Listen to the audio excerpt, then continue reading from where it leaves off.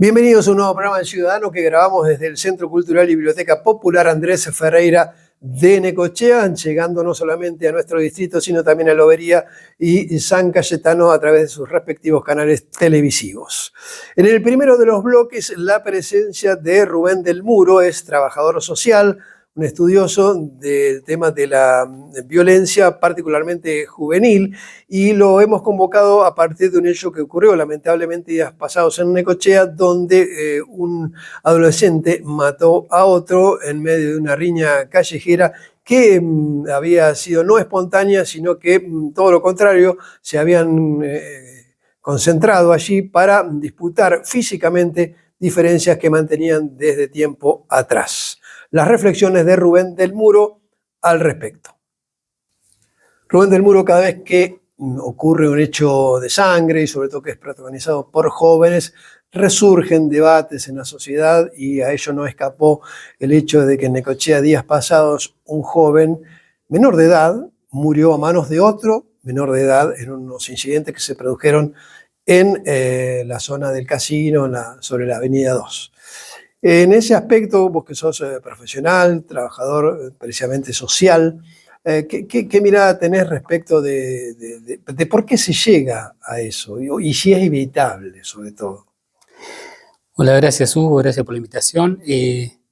Sí, a ver, siempre nos toma así como de sorpresa la situación, ¿no? Como que ante una situación así, tan grave, tan sensible, nos agarramos la cabeza y por ahí no estamos viendo qué es lo que hacemos en instancias previas, ¿no? Como sociedad, digo. Nos suele pasar, digamos, en este trabajo, en la parte judicial, que vienen mamás o papás preocupados con el hijo adolescente que está en la transgresión, en la cuestión del consumo, en la falta de incorporación o de respeto a las normas sociales.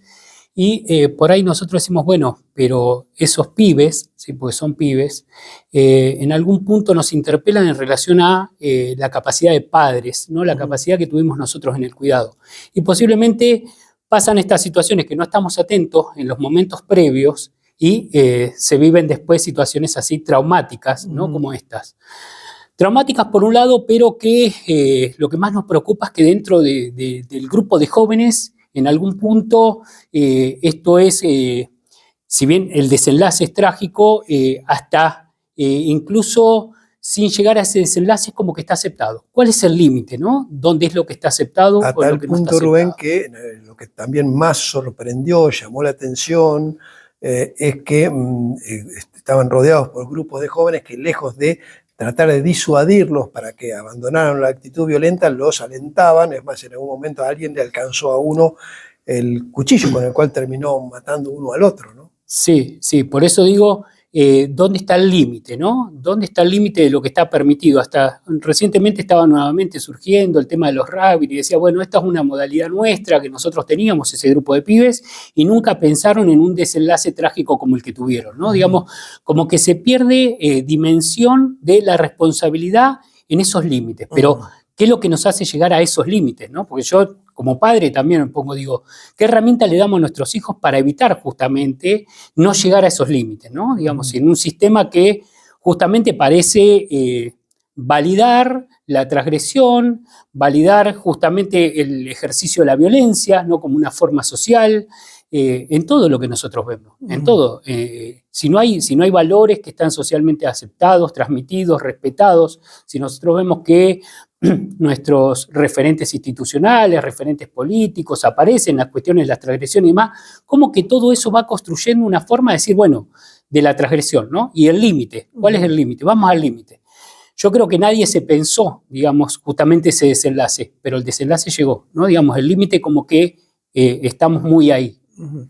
Hay una institución que es el Estado, la otra a través de distintas instituciones precisamente, y otra es la familia. ¿A tu criterio está reaccionando adecuadamente? Obviamente que estamos hablando de líneas generales, ¿no? Hay distintos comportamientos, pero a veces se observa que a algunos padres les cuesta poner límites a los hijos, ¿no? Siente como culpa. Sí, bueno, eso por ahí es la parte esta que yo te decía, más una cuestión más social, histórica, cómo nosotros hemos vivido y qué queremos que justamente nuestros hijos vivan de otra forma. Recientemente acá en la ciudad tuvimos 2 congresos muy grandes a nivel provincial, uno de responsabilidad penal juvenil y Sí. la semana anterior un congreso de familia que ustedes cubrieron. Y se planteaba esto, ¿no? Es decir, ¿qué herramientas estamos teniendo los progenitores, los padres, las madres, los cuidadores para, digamos, orientar o acompañar los procesos de nuestros hijos, ¿no? Y nos entran a interpelar justamente cuando entran en la adolescencia. Y por ahí nosotros tenemos que entrar a pensar justamente desde la primera infancia qué es lo que estamos haciendo, ¿no? Con nuestros hijos para que tengan otras herramientas y que puedan vivir una vida socialmente aceptada digamos, sin el límite de la transgresión, ¿no? Digamos, sin esa sensación de la inscripción social que se festeja a partir de la transgresión, ¿no? Digamos, tenemos que pensar ahí, me parece. Bien, Rubén, y desde el Estado, ¿qué carencia podés llegar a ver, a observar? Mirá, principalmente nosotros planteamos justamente la parte social, ¿sí? Se encarga de, ahora está justo, digamos, promocionándose un nuevo instrumento para la evaluación de la capacidad de crianza de los padres, las madres en los contextos actuales. Y tenemos que pensar en la carencia de políticas públicas integrales, ¿no? Porque es decir, un proyecto de sociedad que verdaderamente se fortalezca en esta cuestión de los valores, de una sociedad que se permita, digamos, disfrutar y proyectar en relación a las futuras sociabilidades, las futuras familias de una forma menos traumática, que se pueda llegar a hacer. Tiene que ser algo integral. La cuestión de la educación, la cuestión del trabajo, la cuestión de la moral, la cuestión de las normas, la cuestión del respeto, ¿no? El respeto por el otro. Todo eso tiene que ser parte de justamente pensar un proyecto de sociedad que hoy por hoy lamentablemente está atravesado por un montón de otras cuestiones y a nosotros nos toca trabajar con... Claro, son muchas cosas. ¿Por ¿Por dónde comenzar? Y en principio es con un proyecto, el otro día estábamos interviniendo con un adolescente también en situaciones así que aparecen, cuestiones de lógicas de la falta de inscripción, de incorporación, aparecen cuadros de depresión, se trabajan las cuestiones de bullying. ¿Por dónde empezar? En darles herramientas a nuestros pibes para poder sostener un proyecto de vida, ¿sí? Que les permita, que los contenga y que les permita progresar. Me parece proyectar ahí educación, trabajo y responsabilidad. Bien. Vos has trabajado en relación con jóvenes que han incurrido en el delito y que por esa razón han sido detenidos y han estado o están en unidades penitenciarias. En ese sentido, ¿hay un común denominador de la conducta que han tenido los jóvenes? Mirá, en términos de generalidades, bueno, se planteó esto también en estos últimos encuentros, ¿no? Las estadísticas siempre como que se repiten. ¿Y qué pasa? Que se repiten las estadísticas. Tenemos que de la población de menores de edad que está en privación de libertad, cerca del 85%, 86% a nivel nacional son delitos contra la propiedad privada. En la provincia se repite más o menos los mismos porcentajes, los mismos indicadores. Entonces nosotros decimos, bueno, ¿hay comunes denominadores? Sí, hay comunes denominadores. Pero una de las cuestiones que se interpeló acá es uno de los panelistas abrió diciendo el encierro es necesario, ¿no? ¿Y el encierro para qué? Digamos, nosotros tenemos que pensar para qué encerramos nuestros pibes. Sí, es cierto, el límite es necesario, pero ese límite no puede ser solo pensado en términos de encierro. Es decir, ¿qué herramienta le damos? Pensemos en la sociedad en general y después en la sociedad particular que tenemos en centros de detención. Un pibe que esté privado de libertad 2 años, 3 años, 4 años, 5 años o más incluso, ¿con qué proyectos, ¿no? ¿Qué herramientas le damos? Algunos van a decir, bueno, trabajamos la responsabilidad del acto, la cuestión del encierro, el buen encauzamiento, la cuestión de los límites. ¿Qué herramientas verdaderamente le podemos dar, ¿no? Para decir, salen de ese espacio y que justamente puedan insertarse de una forma menos traumática en la sociedad que los contiene, ¿no? En ese sentido, bueno, hay planes en algunas unidades, ¿no? De promover el estudio, de cursos, capacitación en algún oficio.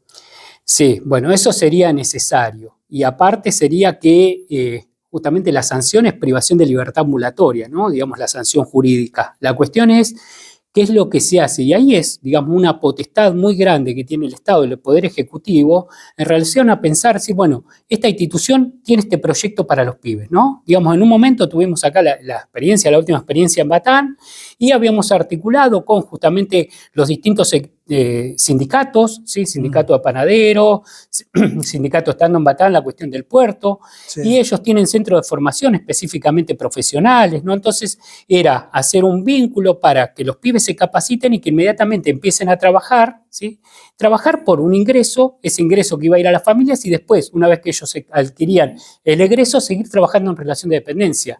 ¿No? Me parece eso, es decir, con el trabajo también se puede, ¿sí? Es necesario trabajar en forma digna, tener un trabajo digno, ¿sí? ¿Y qué suerte tuvo esta iniciativa, este proyecto? Los proyectos quedan, lamentablemente, están muy vinculados a personalismos. Es decir, el director que está de turno diseña un proyecto institucional, ese director se va 6 meses, un año, 2 años, se borra todo y empieza todo otra vez de cero. Justamente esa es una de las grandes falencias que tenemos, ¿no? Es decir, no podemos pensar un proyecto serio que se mantenga más allá de las personas que lo integran y que cada persona lo potencialice, ¿no? Digamos, eso sería genial. Bien. A partir de estos hechos surge la preocupación también en la familia, que todo aquel que tiene un adolescente, un chico joven que sale a la calle, bueno, ¿cuál sería el mensaje para ellos? Porque a veces me dicen, bueno, no, que no salga, chico, que se quede en la casa, pero tampoco es la solución. No, mira, justamente tratar de aislar a los pibes por aislarlo por una cuestión de seguridad no va a garantizar que el pibe no transgreda. La cuestión es empezar a pensar cuando el adolescente, digamos, cuando es chico, ¿no? Empecemos a pensar con los chiquitos. Con los adolescentes, digamos, tenemos que seguir sosteniendo, pero vamos a la realidad. Uno dice, bueno, educación, un oficio, pero si después la misma sociedad no le da la posibilidad de incluirlo, ¿sí? De incluirlo en el mercado formal del trabajo, es seguir construyendo frustraciones, ¿no? Es decir, ¿de qué forma? Por eso digo, tenemos que pensar una sociedad, decir, bueno, acá tenemos el puerto, tenemos el campo, dirijamos las acciones, la capacitación justamente en oficios que le permitan incluirse en el mercado formal del trabajo, ¿no? Claro. Digamos, eso es... Parece que pensar más allá de un periodo electoral, ¿no? Sí, por eso, justamente lo que nos pasa en las instituciones del sistema ejecutivo también le pasa a nuestras sociedades en las políticas, los rumbos políticos, ¿no? Viene uno y todo esto nos sirve. Me parece que tenemos que madurar, sentarnos los diferentes, digamos, más allá de esto tiene que trascender los sectores políticos y entre todos construir, si verdaderamente nos interesa dar otras herramientas, otras posibilidades a los pibes, empezar a apreciar proyectos que nos superen y que verdaderamente se conviertan en herramientas favorecedoras para los pibes, ¿no? Claro, que estamos poniendo énfasis en los pibes, como decís, en los jóvenes, en los adolescentes, pero también escucho declaraciones del jefe de tránsito de la Municipalidad de Necochea señalando que el tránsito es un caos en Necochea por el comportamiento que tienen, en ese caso, los adultos, ¿no? Y la cuestión es esta, ¿cómo pensamos al adolescente y no nos pensamos nosotros como responsables de esa adolescencia que hemos construido? Por eso ¿no? digo, y de la que construimos día a día con nuestras acciones, ¿no? Digamos, si nosotros trabajamos de esa forma o tenemos una sociedad de adultos violentos, es lógico que vamos a reproducir justamente que las generaciones sigan repitiendo esos patrones de violencia, más allá de nos llama la atención un adolescente, cuando tenemos un montón de hechos que son, digamos, los adolescentes son insignificantes en términos de estadística de justamente la responsabilidad penal, ¿sí? En términos de adultos. Rubén, por último, social. dentro del esquema de profesiones, oficios que existen en relación con el problema que estamos abordando, el rol, el trabajo que desarrolla y en el cual se maneja el trabajador social, ¿cuáles son sus alcances, sus incumbencias? Algunos van a plantear, bueno, el trabajo social es una profesión que trabaja con problemáticas sociales. El otro te van a decir, somos una profesión, una de las tantas profesiones que trabajamos en la conducta, ¿sí? Digamos, la psicología, la psiquiatría, el trabajo social, trabajamos sobre la conducta de distintos aspectos, ¿sí? Cada uno en relación a sus incumbencias. Nosotros trabajamos en la relación, en el vínculo de la persona, ¿sí? Que es usuario de nuestra intervención, con el contexto social inmediato, es decir, con su contexto de intervenciones. Bien. Cuando aparece problematizado, ¿sí? Llámese un delito, una cuestión de, pensemos en otro contexto, una cuestión de deserción escolar, situaciones de consumo, ¿sí? Digamos, en todo un vínculo problematizado. Y justamente las acciones van a estar, cuanto más detalle tengamos de cómo se particulariza ese vínculo, ¿sí? La familia es sumamente necesaria para acompañar esos proyectos, pero por sí solo la familia no alcanza. No alcanza. ¿Sí? Rubén, por supuesto que es muy complejo, la problemática es muy amplia porque al pasar nombraste ya varios como el consumo de estupefacientes, no solamente la violencia física, que fue lo que en este caso hizo que te convocara, pero no faltará oportunidad para hablar sobre otros temas en otras circunstancias. Muchísimas gracias. Bueno, Hugo, muchas gracias a vos y a la gente que te acompaña. Hacemos la primera pausa en El Ciudadano, ya volvemos, tenemos más invitados, por supuesto. Te presentamos la nueva Maverick y su financiación exclusiva por Plan Óvalo. Podés elegir la versión que más te guste con un plan a tu medida y con entrega segura.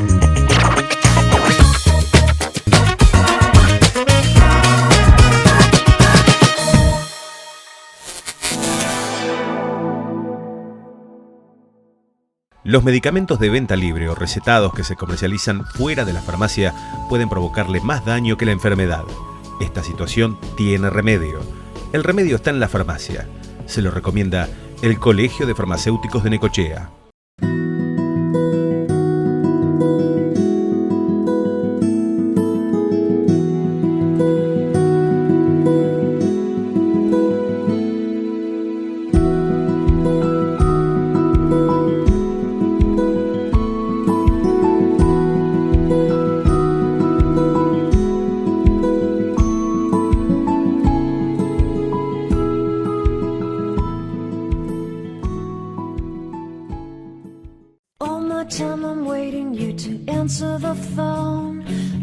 Seems to happen, but the last stage is gone.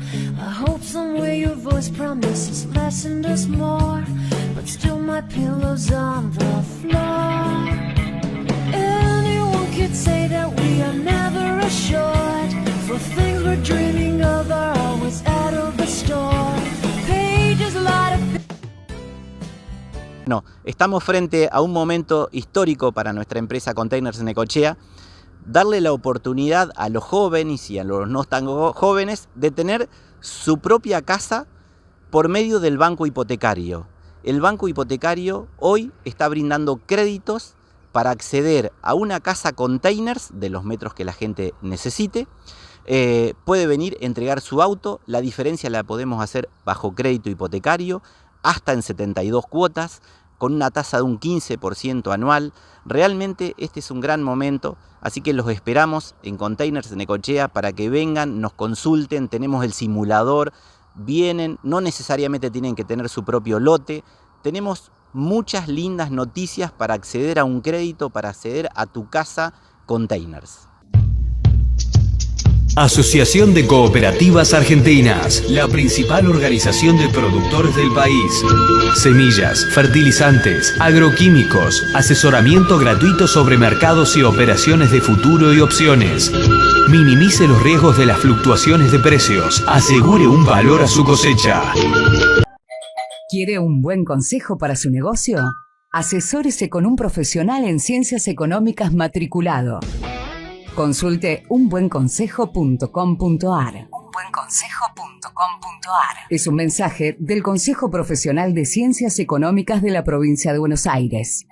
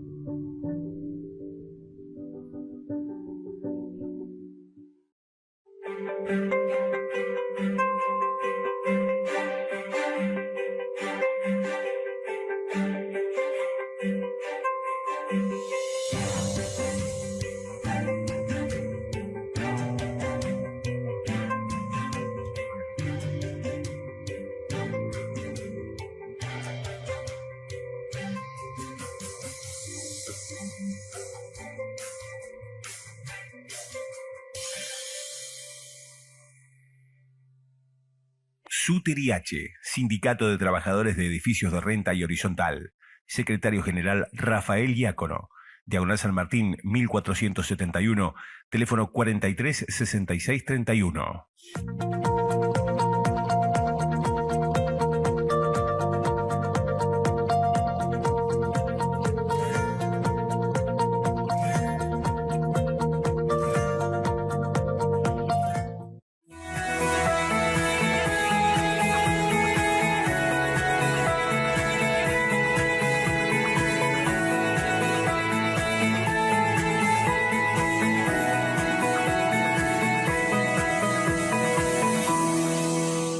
Centro de Acopiadores de Cereales Zona Puerto Quequén, contribuyendo a la renta nacional, provincial y local, apostando siempre al trabajo y al mejor servicio. Dársena de Servicios Puerto Quequén Sociedad Anónima. Agencia Marítima, servicios complementarios para el transporte marítimo, explotación de servicios de terminales como puertos y muelles. Dársena de Servicios Puerto Quequén Sociedad Anónima. Colegio de Escribanos de la Provincia de Buenos Aires, Delegación Necochea. Trabajando permanentemente para la jerarquización del notariado profesional. Cooperativa Agropecuaria General Necochea Limitada de consumo, seguros, cereales e insumos. Desde siempre al servicio del productor agropecuario.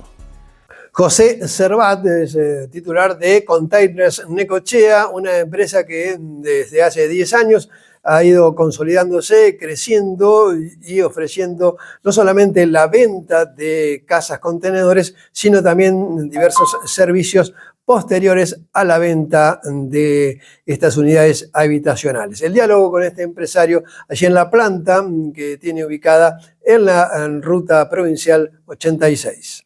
Bueno, gracias por la visita. Siempre trabajando con mucho entusiasmo, generando nuevos proyectos. La verdad es que hemos tenido un año con mucho trabajo, con mucho, y estamos intentando cerrar este año con muchísima cantidad de proyectos distintos que son locales, como Comisaría Quequén, que son oficinas, locales comerciales que estamos armando ahí en la 10, en el Lago de los Cisnes estamos haciendo un centro comercial chiquitito también con containers. O sea, seguimos apostando, seguimos haciendo, nuestros clientes nos siguen pidiendo un montón de cosas que tienen que ver con los containers, así que no hemos aflojado absolutamente nada este año. En lo que concierne a la Comisaría Segunda de Quequén, ¿qué es lo que se ha aportado por parte de Containers Necochea para la nueva sede? Bueno, la verdad es que es la primer comisaría que nosotros hacemos y que tenemos antecedente que se haya hecho, absolutamente hecha con containers. Es la comisaría nueva, son containers hecho oficinas. Es donde va a trabajar todo el personal de la comisaría de Quequén. Quedó muy lindo el proyecto, están a días de su inauguración, son 9 oficinas, 2 baños, una sala de estar.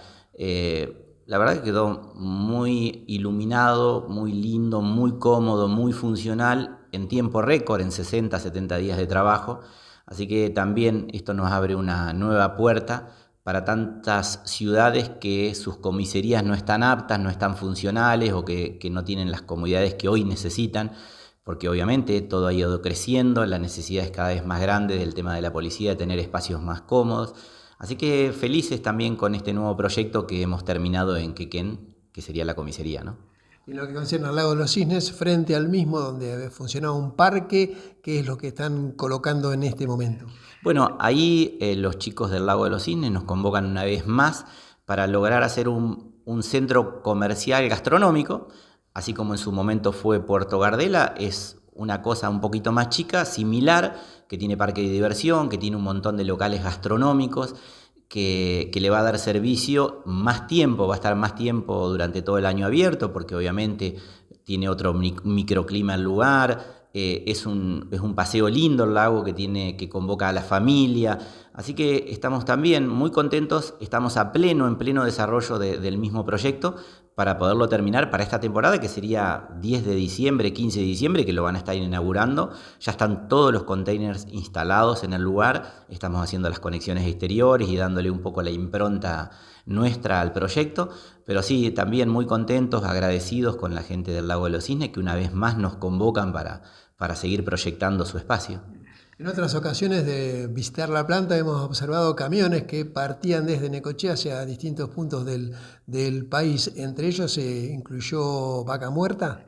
Sí, el proyecto de Vaca Muerta fue un éxito. Casualmente esta semana tuvimos un llamado nuevamente para seguramente este año, o sea, el que viene quiero decir, arranquen con otra etapa del mismo proyecto.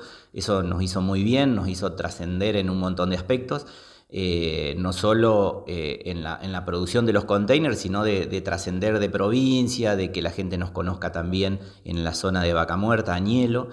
Y también ahora estamos entregando todos estos días. Mañana, por ejemplo, entregamos en Miramar 4 casas que las estás viendo, que están cargadas arriba de los camiones.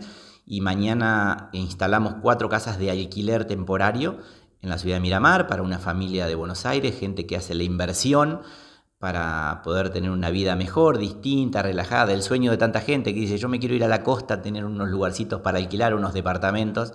Y obviamente que esto reúne esas condiciones de una manera muy simple, muy práctica de concretarlo. Así que bueno, en eso también estamos ahí en Miramar. Para la familia y aquellos que tienen la posibilidad de acceder a algún tipo de crédito, de esa manera es una forma también de poder comprar un containers. Bueno, esto también para nosotros fue un antes y un después, que el banco hipotecario pueda prestarle dinero a la gente para tener su propia vivienda y de una manera muy simple, sin grandes requisitos, sin tener que tener terreno propio, porque vos podés poner la casa en el terreno de tu familia, no te exigen tener terreno propio. El crédito es son a 7 años la devolución del dinero. La cuota termina siendo un alquiler de lo que vos pagabas de alquiler, terminás pagando la cuota del crédito. Así que muchísima gente se ha adherido a este crédito que lo manejamos nosotros desde nuestra fábrica, desde la plataforma del banco hipotecario. De una manera muy práctica logran tener ese crédito y nosotros les hacemos la casa en 70-80 días que ya la están viviendo y habitando. Y después entran a pagarle 60 días después la cuota al banco. Así que funcionó muy bien. Nosotros siempre decíamos, ojalá algún día algún banco pueda prestarle dinero a la gente para comprar una casa containers. Así que ya sucedió, está sucediendo y va a seguir sucediendo esta posibilidad que tiene la gente de comprar su propia casa por el banco hipotecario. Más allá de que cada vez más gente las adquiere, la pregunta es ¿cómo es vivir en una casa containers? ¿Qué ventajas o desventajas puede llegar a tener? Bueno, mira, no tiene nada que envidiarle a lo tradicional. Cuando uno dice lo tradicional, todos tenemos en nuestra cabeza el ladrillo como casa, o sea, para el común de la sociedad, tener una casa tiene que ser de ladrillo. Días después, con el tiempo, todos nos fuimos ayornando y entendiendo de que la gente vive en una cabaña, en una casa en steel frame, en distintos sistemas constructivos, hasta que aparecieron las casas containers. Las casas container ganaron mucho terreno. ¿En qué sentido?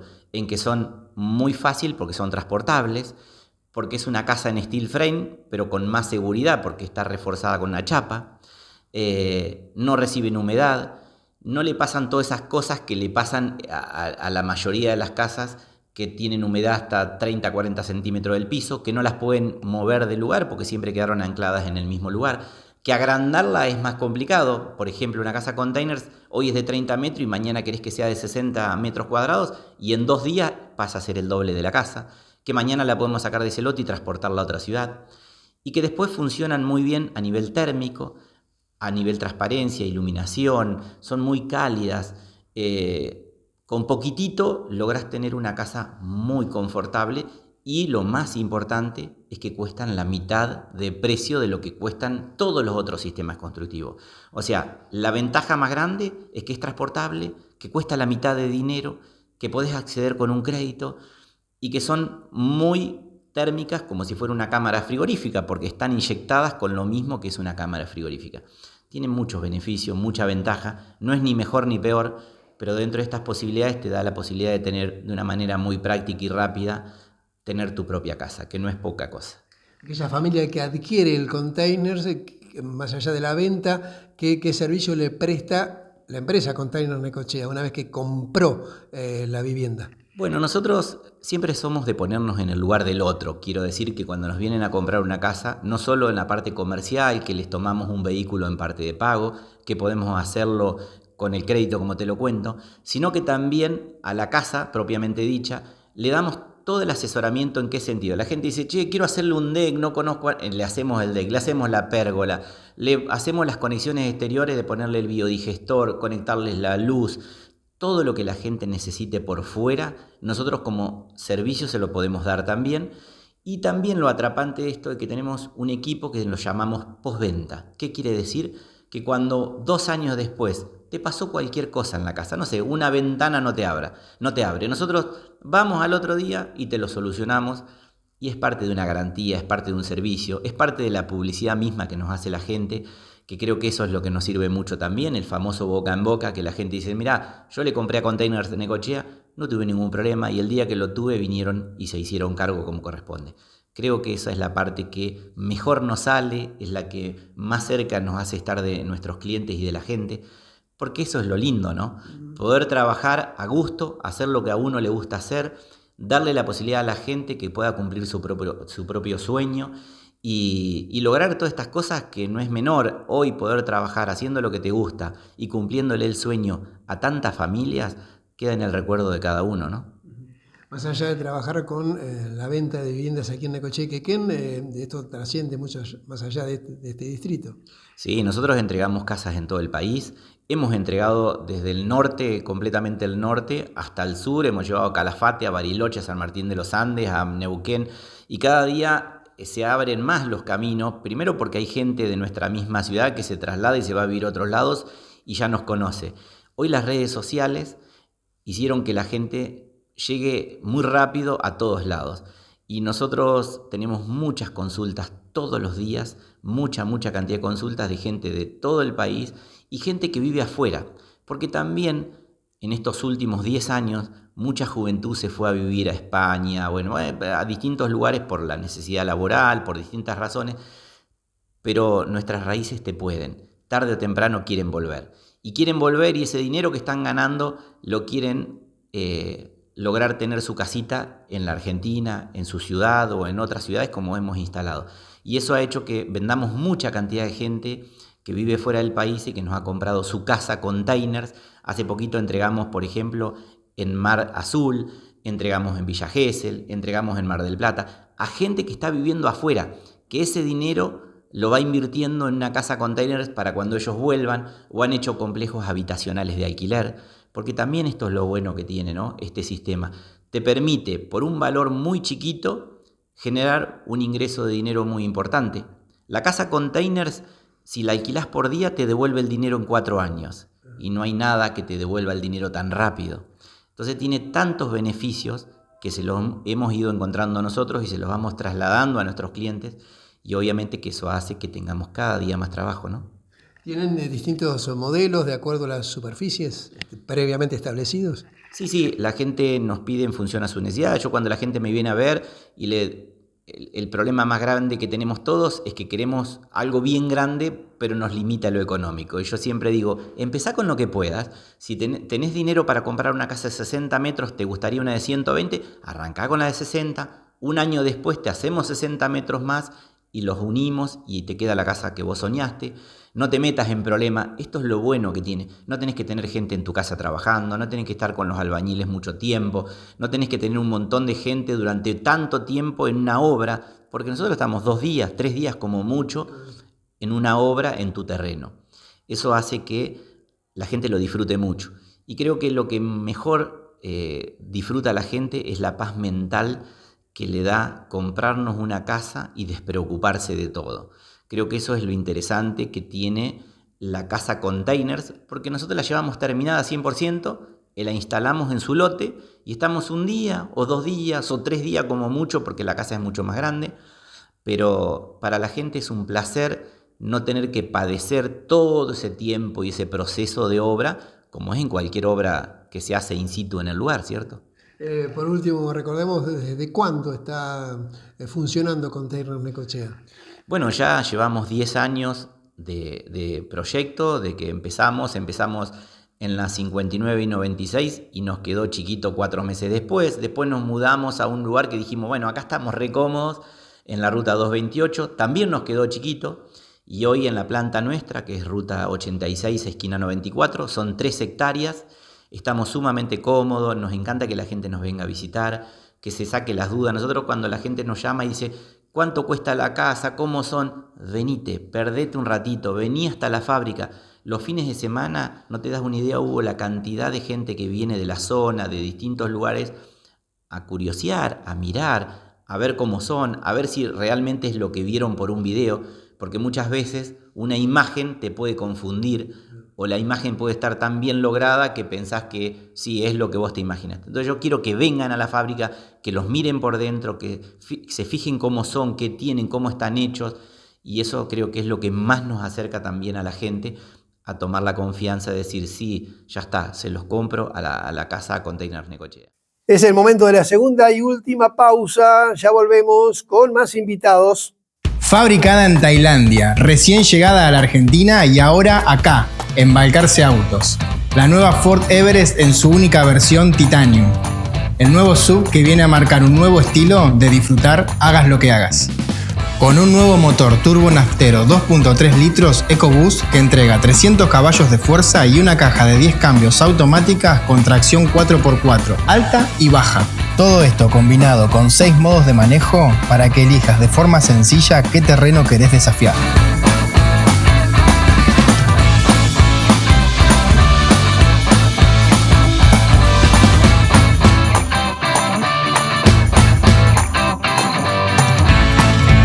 En el interior es superior a cualquier otro vehículo, con butacas eco cuero, calefaccionadas y eléctricas.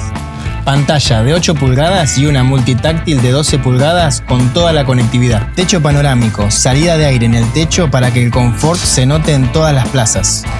¿Por qué digo todas las plazas? Porque la nueva Everest incorpora una nueva fila de asientos, convirtiéndola en la única del segmento con 7 asientos con tan solo apretar un botón. Si hablamos de seguridad, la nueva Everest incorpora su sistema Ford Copilot 360 con control crucero, sistema de precolisión, asistente en reversa, sistema de punto ciego y muchísimo más. Vení a conocerla acá, a Balcarce Autos.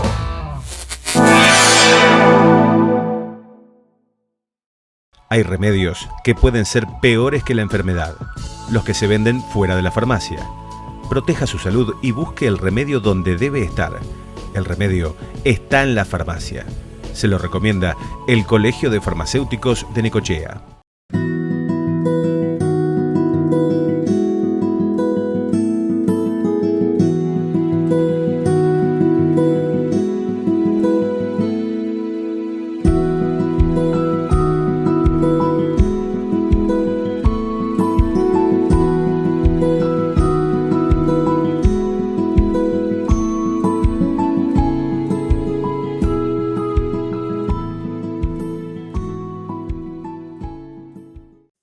Time I'm waiting you to answer the phone. Nothing seems to happen, but the last stage is gone. I hope somewhere your voice promises less and us more, but still my pillow's on the floor. Anyone could say that we are never assured, for things we're dreaming of are always out of the store. Pages light up. No, estamos frente a un momento histórico para nuestra empresa Containers Necochea, darle la oportunidad a los jóvenes y a los no tan jóvenes de tener su propia casa por medio del banco hipotecario. El banco hipotecario hoy está brindando créditos para acceder a una casa Containers de los metros que la gente necesite. Puede venir, entregar su auto, la diferencia la podemos hacer bajo crédito hipotecario, hasta en 72 cuotas, con una tasa de un 15% anual. Realmente este es un gran momento, así que los esperamos en Containers Necochea para que vengan, nos consulten, tenemos el simulador, vienen, no necesariamente tienen que tener su propio lote, tenemos muchas lindas noticias para acceder a un crédito, para acceder a tu casa Containers. Asociación de Cooperativas Argentinas, la principal organización de productores del país. Semillas, fertilizantes, agroquímicos, asesoramiento gratuito sobre mercados y operaciones de futuro y opciones. Minimice los riesgos de las fluctuaciones de precios. Asegure un valor a su cosecha. ¿Quiere un buen consejo para su negocio? Asesórese con un profesional en ciencias económicas matriculado. Consulte unbuenconsejo.com.ar. Es un mensaje del Consejo Profesional de Ciencias Económicas de la Provincia de Buenos Aires.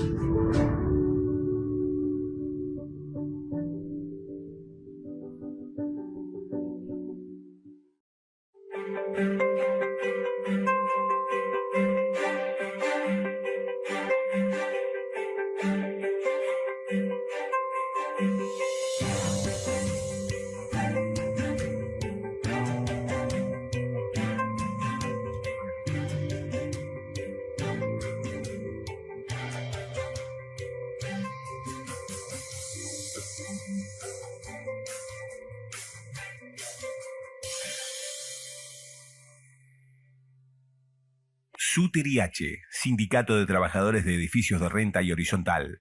Secretario General Rafael Diácono. Diagonal San Martín, 1471, teléfono 43 66 31.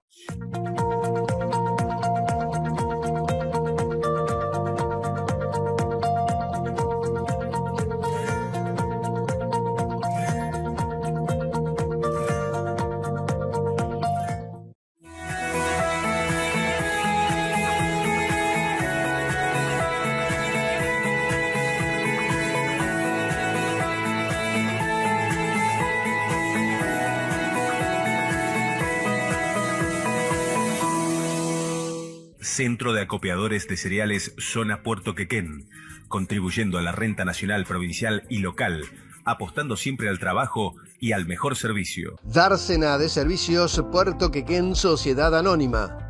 Agencia Marítima, servicios complementarios para el transporte marítimo, explotación de servicios de terminales como puertos y muelles. Dársena de Servicios Puerto Quequén Sociedad Anónima. Colegio de Escribanos de la Provincia de Buenos Aires, Delegación Necochea, trabajando permanentemente para la jerarquización del notariado profesional. Cooperativa Agropecuaria General Necochea Limitada de consumo, seguros, cereales e insumos, desde siempre al servicio del productor agropecuario.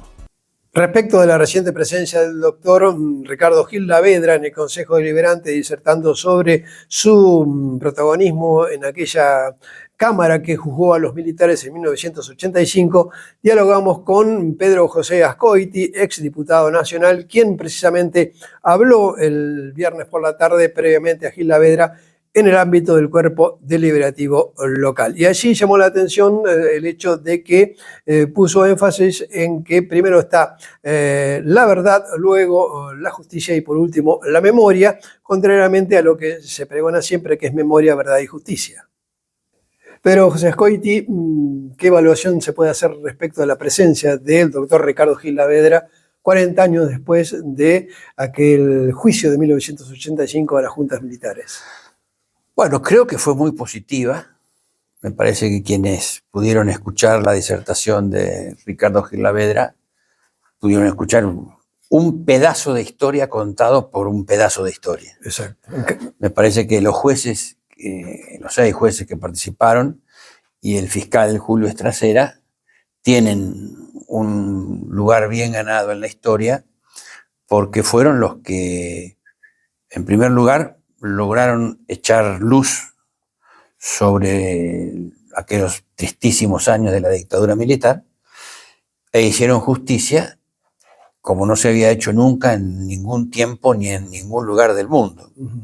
A veces se suele comparar el juicio de las juntas militares con el juicio de Nuremberg y en realidad no tiene nada que ver porque en Nuremberg las potencias vencedoras de la Segunda Guerra juzgaron por crímenes a los jefes de la potencia vencida. Exacto. Aquí fue un gobierno democrático con la Constitución en la mano, con todas las garantías del Estado de Derecho, quien juzgó a quienes habían sido responsables de un verdadero genocidio en la República. Así que bueno, poder escuchar a Ricardo Gil Lavedra contando hasta anécdotas simpáticas, si se quieren, sí, de la convivencia de los mismos jueces, de algunos episodios que se suscitaron en el transcurso del juicio, y por supuesto contando de fondo cómo fue toda la cuestión, porque acordémonos que hubo que adecuar de alguna manera la legislación para que pudiera realizarse el juicio. Estaba el Código de Justicia Militar que contemplaba juicios orales.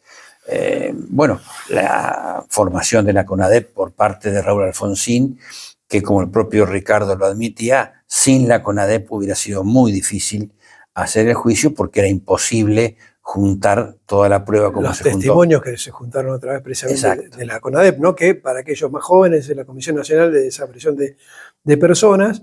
Y también dijo Ricardo Gil Lavedra, si no escuché mal, recuerdo que reivindicó precisamente el rol que tuvo el entonces presidente Raúl Alfonsín. Sin Alfonsín no hubiese habido nada de lo que sucedió. en materia de juzgamiento. Así es. Recordémonos que Alfonsín asume el 10 de diciembre. Sí. El 13 de diciembre dicta el decreto 158. Estamos hablando de 1983. Diciembre de 1983. El 10 asume, el 13 dicta el decreto 158, que es el decreto por el cual ordena juzgar a los miembros de las juntas militares, que es lo que le había prometido en la campaña. Claro, porque no se puede jugar a la totalidad. Era imposible jugar a miles de personas. Claro. Ya era bastante complicado juzgar a ese puñado de personas. Claro que ¿no? lo fue. Sí. Recordémonos, a ver, para que ubiquémonos, porque Claro, que seguramente hay muchos chicos que... En el contexto, porque nosotros ya estamos grandes. Y otros se han olvidado. Sí. Pensemos que el 9 de diciembre, el 10 de diciembre a Alfonsín le entregan la banda presidencial y los atributos presidenciales, quienes después Alfonsín juzgó a los 3 días. Claro. Era bastante complicado. Entonces decíamos, decreto 158, y el 16 de diciembre forma la CONADEP. La CONADEP fueron un grupo de personalidades de distintos ámbitos, del ámbito religioso, del ámbito científico, del ámbito cultural, que, sí, por decir, Ernesto Sábato la presidió, hubo pastores metodistas, evangélicos, Monseñor de Nevares, periodistas como Magdalena Ruiz Guiñazú, científicos como Gregorio Klimovsky, o sea, todos gente muy prestigiosa, que fueron los encargados de recabar la prueba. Luego, sobre esas pruebas, se recabaron aproximadamente 9.000 casos de desapariciones, es lo que la CONADEP pudo constatar. Pudo recolectar, exacto. El fiscal Estracera seleccionó, que eso lo contó, recordad lo que lo contó Gil Lavedra seleccionó primero 700 y luego fueron reduciendo porque también era imposible, no terminaba más el juicio. Unos 400 casos seleccionaron y sobre esos 400 casos fue que juzgaron y posteriormente dictaron sentencia. Y algo que para recordar, cuando se dice, no, la justicia, en 8 meses se hizo el juicio. Y la cantidad de testimonios que hubo. La cantidad de testimonios, bueno, fue impresionante, claro, contrasta con lo, si nos venimos con lo que es la justicia hoy, ¿no? Donde hoy por hoy, para la causa de los cuadernos, si bien ahora se intenta descomprimir y que se haga más velozmente, si se hiciera como se planteó en principio, se tardaría 4 o 5 años para... Y un dato no menor, no había internet, no había celulares, era máquina de escribir y fotocopia. Exacto. Sí, eso lo recalcó también. Y nombrabas a distintos participantes, integrantes de la CONADEP, y él también lo que señaló que la importancia de Graciela Fernández Meijide, en el sentido que ella provenía de la Asamblea por los Derechos Humanos e hizo un trabajo de clasificación de los casos, ¿no? Claro, ella era la encargada, o una de las encargadas, en la Asamblea Permanente por los Derechos Humanos, que para quienes no se acuerdan o no lo conocieron, era una agrupación de defensores de derechos humanos que se crea inclusive antes del golpe. Se crea en diciembre del 75. Recordemos que ya antes del golpe había una tristemente célebre AAA, organización o alianza anticomunista argentina, AAA, que se cargó a varias gente. Sí. Lamentablemente el debut de la AAA fue con el senador radical Hipólito Soler Irigoyen, que todavía vive, y el pobre Hipólito todavía tiene las secuelas de aquel atentado, camina con bastones y rengo. Salvó su vida por milagro. Y otros tuvieron que irse. Sí, y otros fueron asesinados. Sí. Pero lo que decía Gil Lavedra es que Fernández Meijide, al haber sido una de las que tomaba las denuncias, en primer lugar estaba acostumbrado, porque esto también lo cuenta, yo no sé si lo dijo en la charla, pero sí lo ha contado. Había gente que no aguantaba escuchar las atrocidades que estos tipos habían hecho. Era muy difícil estar con una madre, con un padre, cuando contaba, o con una mujer que le habían secuestrado el marido, o el marido que le habían secuestrado a la mujer, que le habían robado el bebé. Era terrible escuchar los relatos. Y bueno, Fernández Meijide tenía cancha ya en esto, y recordemos que ella tenía un hijo desaparecido. Sí, muy adolescente prácticamente. Exactamente. Al principio nomás de la dictadura, ya creo que fue en el año 76, que secuestran y desaparece el hijo, que al día de hoy no aparece. No se supo nunca más nada. La pregunta es, bueno, que también se le hacía yo a en el caso de Gil Lavera, cómo lo veía, cómo lo vivía hoy él, que fue protagonista, pero el conjunto de la sociedad, tu criterio, cómo observa lo que sucedió, porque pasó lo siguiente, periodísticamente uno publica algo en las redes, en su portal o en el medio de comunicación para el que trabaja, y algunos dicen, pero esto pasó hace 40 años, ¿qué me venís con esto? Y sí, bueno, a ver, es como que desvaloricemos a San Martín, porque ¿cuánto hace que cruzó la cordillera? Sí. Entonces no vale de nada haber liberado a Chile y Perú. Porque fue hace tanto. La Argentina hace otro ni el 25 de mayo tiene sentido, ni el 9 de julio del 16. Yo creo que justamente estas cosas hay que organizarlas.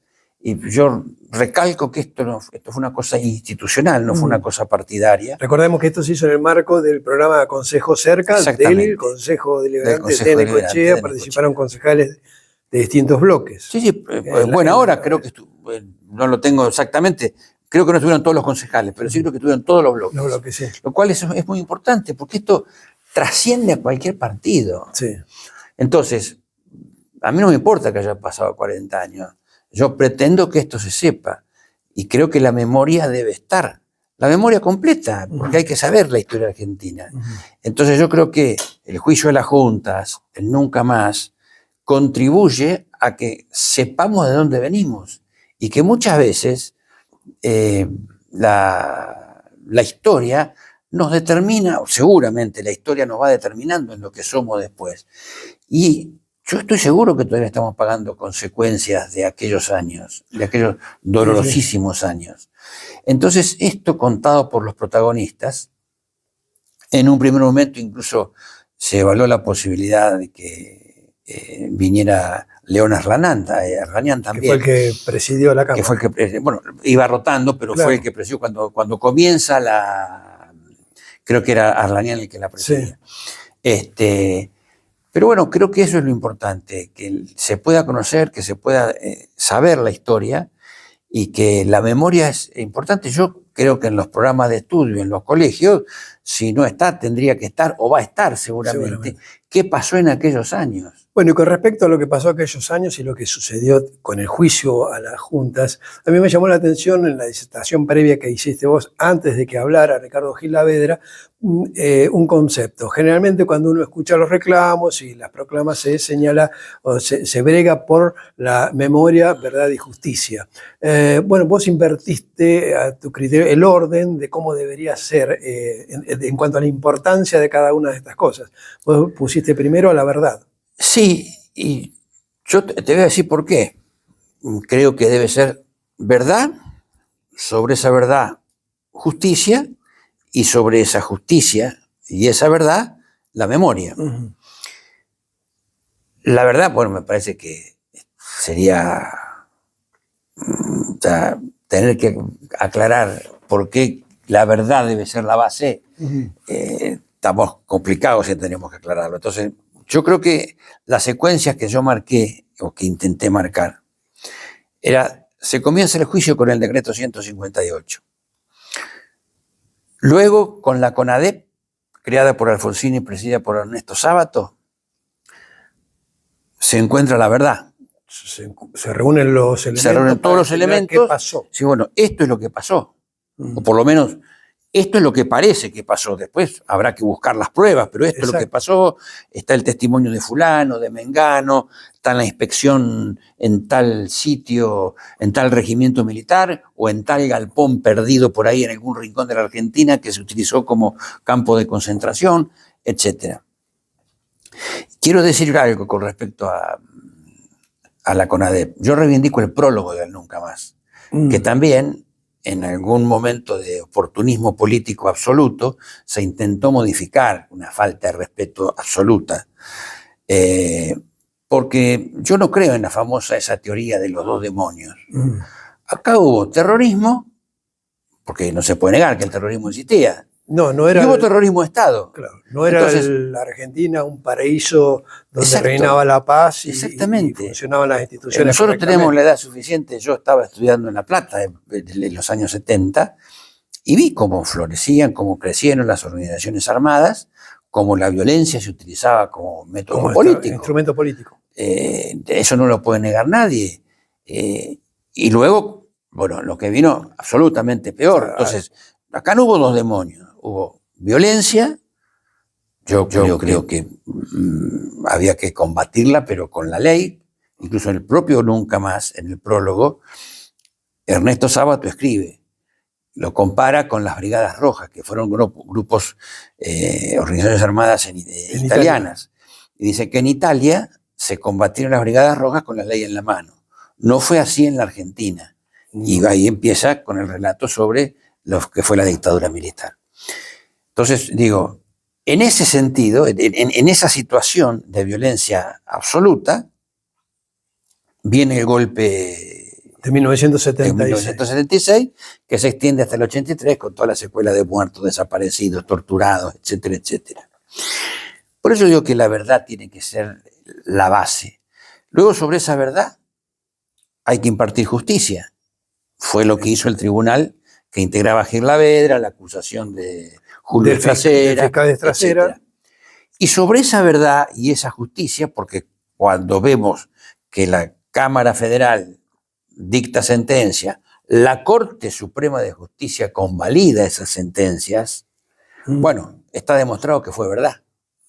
Ya no hay duda, no se discute, hubo un plan sistemático de exterminio, totalmente organizado, no fue nada improvisado. Una violación a los derechos humanos que ya es imposible de discutir, digamos, quien lo niegue es un negacionista, eso sí es negacionista, un negador de la verdad y de la realidad. Exacto. Y entonces sobre esa verdad es que nosotros, y esa justicia, es que hay que contribuir a la memoria.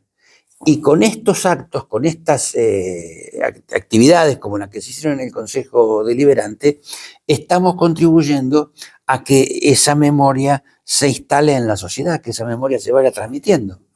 Había gente que vivió la dictadura y había gente que no vivió la dictadura. Claro. Ni siquiera estaba programada cuando vivió la dictadura, porque sus padres eran muy jóvenes. Claro. Entonces, eso creo que es el valor que tiene actividades como estas del Consejo Deliberante, que yo lamento que no haya habido más gente.